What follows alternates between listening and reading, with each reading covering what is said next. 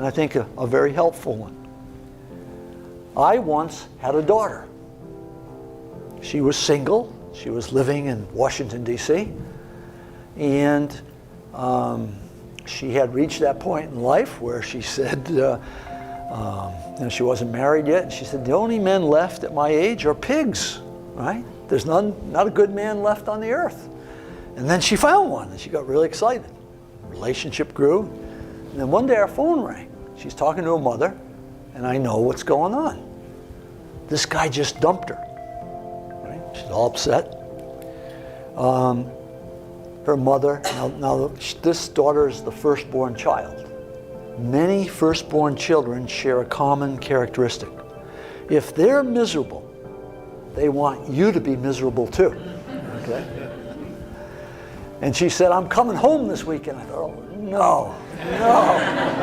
Her mother hangs up and says, you're the father, you go to the airport and pick her up. So the next day I go pick her up. She gets in the car and she doesn't say hello, how are you? She says, that no good, dirty, da-da-da-da-da. 5 minutes later, she takes a breath. And I said, are you problem solving or purpose finding? She didn't even hear me. So we go through that about 4 times. We're finally pulling in the driveway. She takes another breath. I say it again. She says, what are you talking about? I said, well, I wrote that thing to your brother about the difference between purpose finding and problem solving. I sent you a copy. And she said, this is the real world. I said, well, I think it applies to the real world. By then we're in the house. I pull out a sheet of paper out of my file, and it says, Robert Quinn, life statement. So I take it, I hand it to her. She rips it out of my hand. She looks at it, and then she grows kind of quiet. And she looks up and says, when you feel bad, you read this? I said, no. When I feel bad, I rewrite it.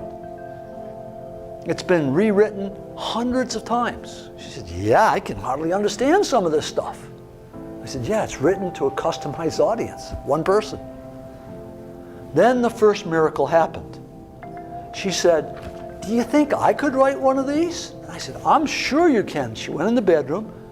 For a day and a half, she worked on her life statement. The miracle was, I did not have to suffer during that day and a half. Right? She got on the plane. She flew home to D.C. A couple days passed. I get an email. She said, he called me. Oh, this will be interesting. And she says, so I wrote him this letter. And I'm reading this letter that she's attached. It's incredibly vulnerable, open, honest. And I'm thinking, wow, this is impressive. And then at the bottom it says, and my roommate said I can't give this to him. Now that's an interesting thing. Let's freeze all the insensitive males in the room for a minute. I want to hear just from the females. Why can't we give this letter to this guy? Because he's crazy? Anybody who dumped me would be crazy. That would be true. Why else? Yes, of course. I'm vulnerable. I tell them how I really feel. I look, dating's a marketplace, right? It's a transaction. You don't tell some guy that dumped you that, here's how you feel. And then she said, what my roommates don't understand is that what he thinks doesn't matter. Whoa, wait a minute. A few days ago, what he thought caused her life to shatter. Now she's saying, what he thinks doesn't matter. What is she saying? She's saying, this is who I really am. Didn't know this a while ago. Now I know it. It doesn't matter what other people think.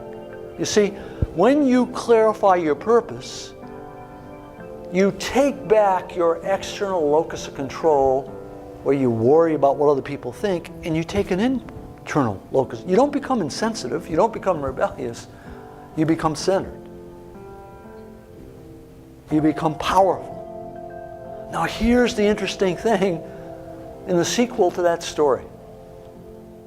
In the next few months, she began to be promoted.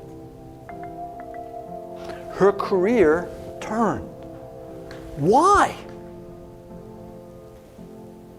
You know, this was a dating breakup. Why is her career taking off? Because when you find purpose and meaning in what you're doing in one area of your life, it grows in every area of life because you are one person. That company had a woman coming in with the same dresses on, body looked the same, but it wasn't the same employee. This was a woman now full of leadership for the first time.